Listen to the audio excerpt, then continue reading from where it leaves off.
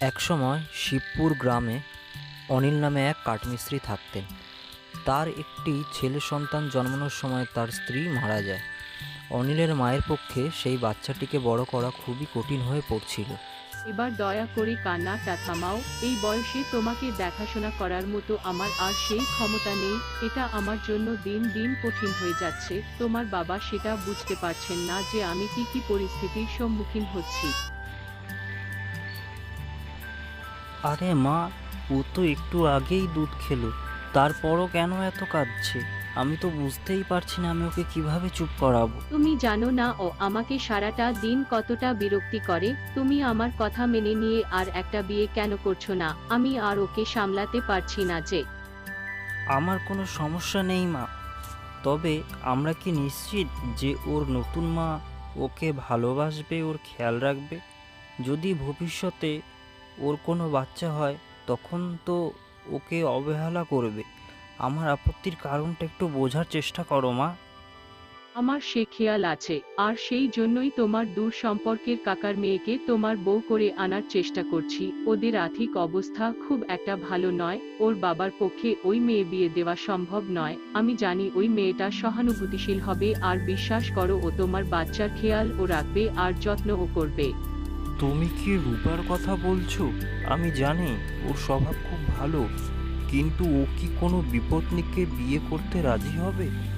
যদি ও এই বিয়ে করতে রাজি থাকে তাহলে আমিও এই বিয়ে করতে প্রস্তুত। যদি তোমার আপত্তি না থাকে তাহলে বাকিটা তুমি আমার উপরে ছেড়ে দাও, আমি সব ঠিক করে দেব। অবশেষে রূপা আর অনিলের বিয়ে হলো। রূপা প্রচণ্ড ভালোবাসা আর ধৈর্যের সাথে সন্তানকে বড় করতে থাকে। সময় পেরিয়ে যায়। শানুর বয়স এখন 12 বছর। ছোটবেলা থেকেই সে কাঠের কাজের প্রতি অত্যন্ত আগ্রহ এবং তার বাবার কাছ থেকেই সে প্রাথমিক কাজকর্মগুলো শিখছে। জানো, একটা সুখবর আছে, আমি মা হতে চলেছি। আমি গর্ভবতী। তুমি খুশি হয়েছো তো? আমি তো বিশ্বাসই করতে পারছি না। আমি খুব খুশি। তুমি মাকে জানিয়েছো? রূপা একটি মেয়ে সন্তানের জন্ম দিল। সময় যত এগোতে থাকলো, রূপার মধ্যে এক অদ্ভুত পরিবর্তন আসতে থাকলো। কিছুদিন পর থেকেই শানুকে তার বোঝা মনে হতে শুরু হলো। ও মা, আমার খিদে পেয়েছে, আমাকে খেতে দিচ্ছ না কেন? আমি তোমাকে দুবার বললাম, তুমি উত্তর দিচ্ছ না কেন? নিজের বয়স অনুযায়ী কথা বলো। তুমি নিজে খাবার নিয়ে খেতে পারছো না, আমি কি তোমাকে সবসময় চামচে করে খাইয়ে দেব নাকি? তুমি তো এখন বড় হয়ে গেছো, নিজের কাজ নিজে করতে শেখো। নিজের কাজ কেন করছো না তুমি? আমায় ক্ষমা করো মা, কিন্তু তুমি আমার উপর কেন এত রেগে গেলে? আগে তো তুমি কখনো এমন করোনি। ঘরে একটুও খাবার জল নেই। তোমার যদি খাওয়া হয়ে থাকে তাহলে বেকার ঘোরাঘুরি না করে কুয়ো দিয়ে জল তুলে আনো। কাজ না করে চুপচাপ বসে থেকো না। মা, আমি কখনো আজ পর্যন্ত কুয়ো দিয়ে জল তুলিনি। তুমি কেন কুয়ো দিয়ে জল তুলতে যাচ্ছ না? দুটো পাত্র আমার পক্ষে ভীষণ ভারী হয়ে যাবে, এটা আমার পক্ষে অসম্ভব। তুমি কেন করবে না? আমি আর এসব সহ্য করব না। এইসব নাটক তুমি তোমার বাবা আর ঠাকুরমার সামনে করো। আমি এইসব নাটক দেখতে একদম রাজি নই। কাজ না করলে তোমাকে আমি শাস্তি দেব। রূপাকে রাগতে দেখে শানু আর কোনো বিকল্প না পেয়ে কুয়ো দিয়ে জল আনতে গেল। কুয়ো দিয়ে জল নিয়ে ফেরার পথে ওর মনে নানান রকমের চিন্তা আসতে থাকে। হঠাৎ করে মা আমার সাথে এতটা খারাপ ব্যবহার শুরু করেছে। এর আগে কখনো মা আমাকে এতটা কষ্ট দেয়নি। আমি ভাবছি মা কেন নিয়মিত এমন করছে। এই পাত্র দুটো খুবই ভারী, আমি আর পারছি না। জানি না আমি এই পাত্র দুটো বাড়ি নিয়ে যেতে পারি। রূপা শানুর উপর তার অত্যাচার চালিয়ে যায়, কিন্তু অনিল যখন তার আশেপাশে থাকে তখন সে খুবই যত্নশীল আর ভালো মা হবার অভিনয় করে। বাবা, জানো, মা আমার সাথে প্রায়ই খারাপ ব্যবহার করছে আর আমাকে অনেক কঠিন কাজ করতেও বাধ্য করছে। শোনো আমার সোনা, নতুন মাকে নিয়ে এমন কথা বলো না। ও হঠাৎ করে কোনো কারণ ছাড়া তোমার সাথে কেন এমন ব্যবহার করতে যাবে বলো? শানুর কোনো কথাই তার বাবা শুনতে চাইল না।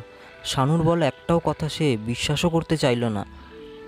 তাই শানু সহ্য করতে না পেরে বাড়ি ছেড়ে চলে গেল।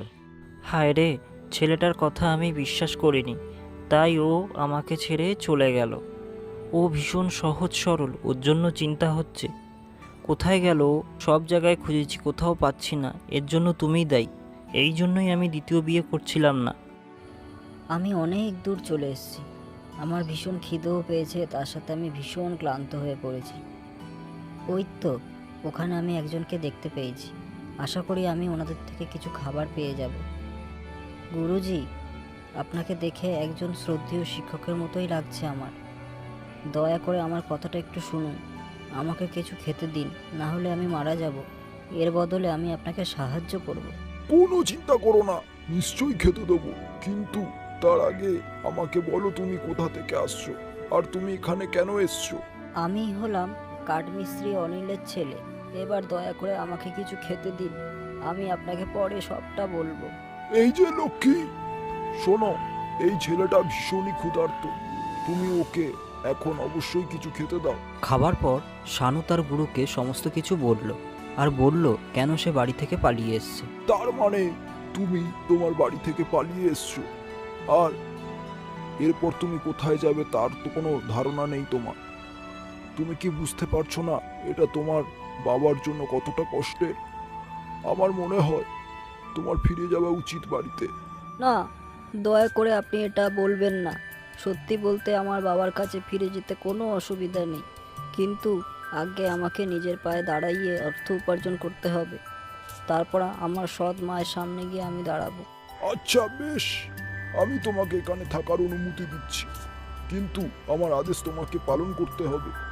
যেদিন তুমি এই আদেশ পালন করতে ব্যর্থ হবে সেদিন আমি কিন্তু তোমাকে এখান থেকে বের করে দেবো।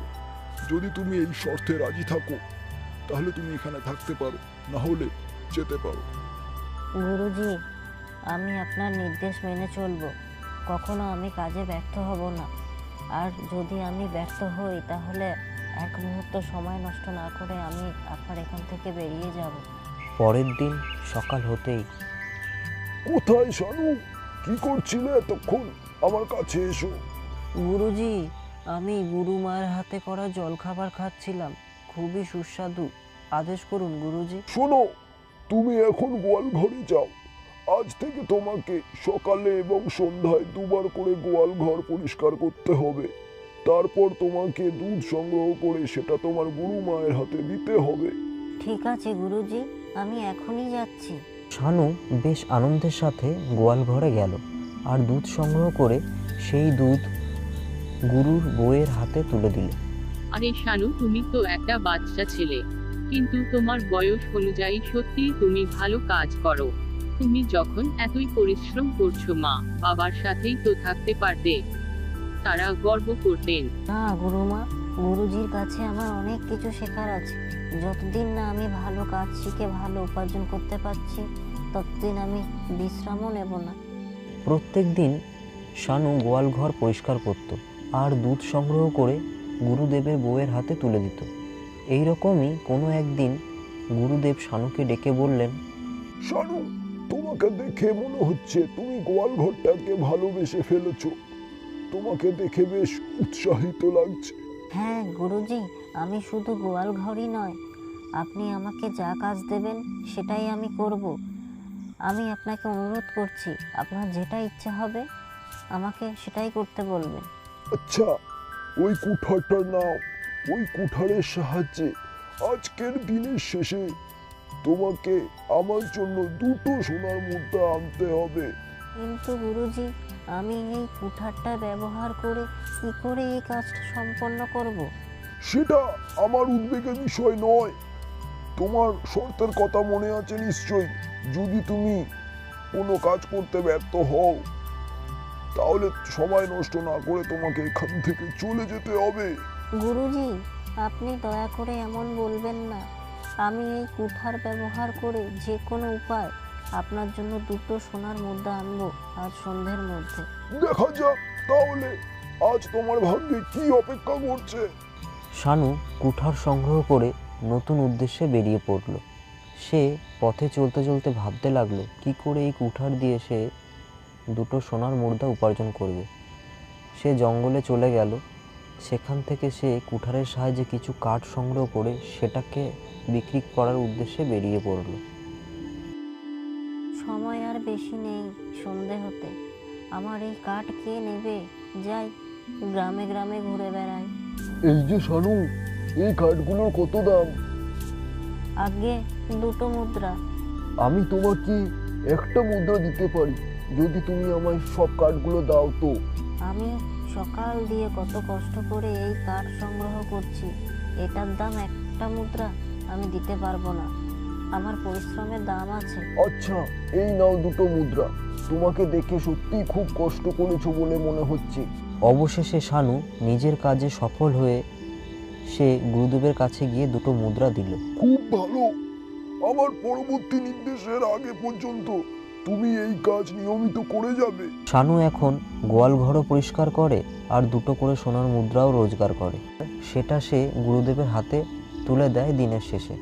কিছুদিন পর গুরুদেব শানুকে ডেকে পাঠালেন আর বললেন, শোনো শানু, তোমাকে এই বাঁশের লাঠিটা বিক্রি করে 10টি মুদ্রা নিয়ে এসে আমাকে দিতে হবে। তোমার হাতে সময় 2 দিন। মানে আপনি সত্যি বলছেন গুরুজি? আপনি চান আমি এই বাঁশ 10টা মুদ্রার বিনিময়ে বিক্রি করি? একদম ঠিক শুনেছো। এবার বেরিয়ে পড়ো, শর্তের কথা ভুলো না। তা কেন গুরুজি? আমার মনে আছে আমি যদি ব্যর্থ হই তাহলে আমাকে আপনার বাড়ি ছেড়ে চলে যেতে হবে। এবার আমি রওনা দিই। শানু বুঝতে পারল না কি করবে। সে যাওয়ার আগে গুরু মায়ের কাছে গেল। গুরুমা, আপনি বলুন আমি কি করে এই বাঁশটি বিক্রি করে 10টা মুদ্রা আনবো? গুরুজি মনে হয় সত্যি চান না আমি এখানে থাকি। আমি কি করব? আমি তোমাকে বলছি, তোমার এই কাজকর্মের পিছনে তোমার গুরুদেবের কোনো বার্তা আছে। আমি তোমাকে পরামর্শ দিচ্ছি, বুদ্ধি দিয়ে সেই বার্তাটা বোঝার চেষ্টা করো। শানু বাঁশের লাঠি বিক্রি করার উদ্দেশ্যে বেরিয়ে পড়ল। সেদিন 1 গাদা জ্বালানির কাঠ বিক্রি করে মাত্র 2টো সোনার মুদ্রা উপার্জন করেছি। আমি ভাবছি পৃথিবীতে কোন বোকা যে এই বাঁশটি কিনবে 10টা মুদ্রার বিনিময়। সে সারাদিন লাঠিটা নিয়ে অসহায়ভাবে ঘুরতে লাগলো। অবশেষে সে প্রচণ্ড ক্লান্ত আর হতাশ বোধ করলো। সারাটা দিন নষ্ট হয়ে গেল, আমি ব্যর্থ। এবার আমার গুরুজির ঘর ছেড়ে দেওয়ার সময় হয়েছে। কি করব আমি এখন? রাতে খাবারের সময়ও শানু গভীর চিন্তায় মগ্ন ছিল।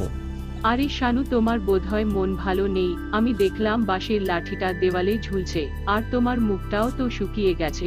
মনে রেখো আর একদিন বাকি আছে। ভাবো কি করে এই লাঠিটা বিক্রি করবে। যদি না পারো তাহলে তোমাকে চলে যেতে হবে। আমি কিছু বুঝতে পারছি না গুরুমা, আমি এখন ওটার কথাই ভাবছি। শানু যেই বিছানায় শুতে যাবে তখনই তার মাথায় একটা দারুণ বুদ্ধি এলো। হ্যাঁ, আমি বুঝতে পেরেছি এটা কিভাবে করতে হবে। আমি আমার বাবার কাছ থেকে শেখানো পদ্ধতি অনুযায়ী এই লাঠি থেকে বাঁশি তৈরি করব। তাহলে সহজেই এটা আমি বিক্রি করতে পারবো। একটি লাঠি 10টি মুদ্রা দিয়ে কেউ কিনতে না চাইলেও একটি বাঁশি অবশ্যই কিনতে চাইবে। শানু এক মুহূর্ত সময় নষ্ট না করে সে সারা রাত ধরে সেই লাঠি খোদাই করে বাঁশি তৈরি করে। পরের দিন সেই বাঁশি 10টা মুদ্রায় বিক্রি করে আর সেই মুদ্রাগুলি তার গুরুদেবের হাতে সে তুলে দেয়। অসাধারণ শানু, তুমি দারুণ কাজ করেছো।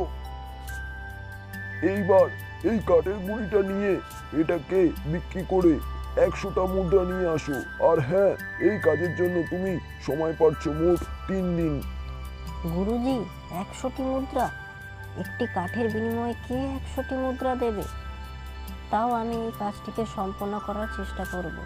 শানু কাঠের গুঁড়ি নিয়ে ভাবতে লাগলো কিভাবে সে এটা দিয়ে 100টা মুদ্রা আনতে পারবে। সে বুঝতে না পেরে গুরু মায়ের কাছে গেল। গুরুমা, আমি কিচ্ছু বুঝতে পারছি না, আমি কি করে এই কাঠের গুঁড়িটা দিয়ে 100টা মুদ্রা আনবো। এবার মনে হচ্ছে আমাকে এখান থেকে চলে যেতে হবে। আমার মাথায় কিচ্ছু আসছে না, আমি এখন কি করব? শানু, তুমি বুদ্ধি দিয়ে চিন্তা করো। তুমি একটা লাঠি 10টা মুদ্রায় বিক্রি করতে পারো, তাহলে নিশ্চয়ই এই কাঠের গুঁড়িটিও তুমি 100টা মুদ্রায় বিক্রি করতে পারবে বলে আমার মনে হয়। আগে হ্যাঁ, আপনি ঠিকই বলেছেন। আমার মনে হয় এই কাজের পিছনে গুরুজি নিশ্চয়ই কোনো বার্তা আছে। শানু গুরু মায়ের কথা ভাবতে লাগলো আর অস্থির হতে লাগলো। এমন সময় প্রবল বাতাসে একটি সুন্দরী যুবতীর ছবিসহ একটি কাগজ তার কাছে এসে পড়ল। শানু কৌতূহলের সাথে সেটাকে তুলে নিল। আরে, আমার তো বিশ্বাসই হচ্ছে না। দেখে তো একে কোনো রাজ্যের রাজকুমারী বলে মনে হচ্ছে। এবার আমি এই কাঠের গুঁড়িতে এই মহিলার মূর্তি খোদাই করব। তখন সে সুন্দরী মহিলার মূর্তি খোদাই করতে শুরু করলো। যখন সে তার কাজের মাঝপথে ছিল তখন একজন রাজকুমার ঘোড়ায় চড়ে এলো। তিনি দেখলেন শানু একমনে ছবিটার দিকে তাকিয়ে আছে। তুমি কে যুবক? আমি এই ছবিটাই খুঁজছিলাম এতক্ষণ। এই ছবিতে তুমি যে মেয়েটিকে দেখতে পাচ্ছ ও হলো রাজকুমারী, আমার স্ত্রী। এই ছবিটি পেয়ে আমি সত্যিই খুব খুশি। আমার নাম শানু, আমি একজন কাঠমিস্ত্রি। আমি এই ছবিটা দেখে অভিভূত এবং আমি নিশ্চিত যে আপনি এটিকে একটি সুন্দর মূর্তিতে রূপান্তরিত করতে দেখে আরও খুশি হবেন। তুমি কি এই ছবিটা দেখে একটি মূর্তি বানিয়ে দিতে পারবে? এটাই তো আমার কাজ রাজকুমার। আপনি যদি 1 ঘন্টা অপেক্ষা করেন তাহলে আমার কাজ শেষ হয়ে যাবে। শানু কাজ শেষ করে সেই মূর্তিটা রাজকুমারের হাতে তুলে দিল। চমৎকার, অসাধারণ তোমার হাতের কাজ। এর সম্পর্কে বলার মতো আমার কাছে কোনো উপযুক্ত ভাষা নেই। আমি উপহার হিসাবে তোমাকে এই 1000 মুদ্রা দিলাম। শানু সেই মূর্তি খোদাই করে 1000 মুদ্রা অর্জন করলো আর সেই মুদ্রা সে তার গুরুদেবের হাতে তুলে দিল। আমি গর্বিত। আমি চাই তুমি এই মুদ্রা নিয়ে ফিরে যাও তোমার বাবা মায়ের কাছে। ওনারা গর্বিত হবেন।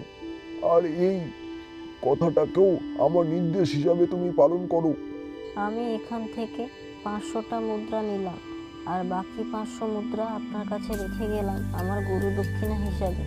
আমি যেটুকু হয়েছি, যতটুকু হয়েছি আপনার জন্য, আমার আশীর্বাদ করুন। শানু তার গুরুদেবকে বিদায় জানিয়ে মা বাবার কাছে ফিরে গেল। তারা তাদের সন্তানের এই কৃতিত্ব আর গুণ দেখে মুগ্ধ হলো আর গর্ববোধ করলো। শানু, আমার ব্যবহারের জন্য তুমি আমায় ক্ষমা করে দাও।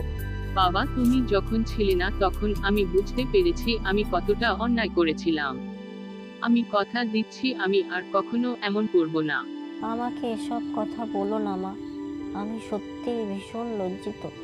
তারপর দিয়ে পরিবারটি নতুন উদ্যোগ নিয়ে কাজ শুরু করে আর সুখে শান্তিতে জীবনযাপন করে। আমার সাফল্য দেখে ছেড়ে যাবেন না। গল্পটি ভালো লাগলে লাইক, শেয়ার, কমেন্ট করুন। নমস্কার।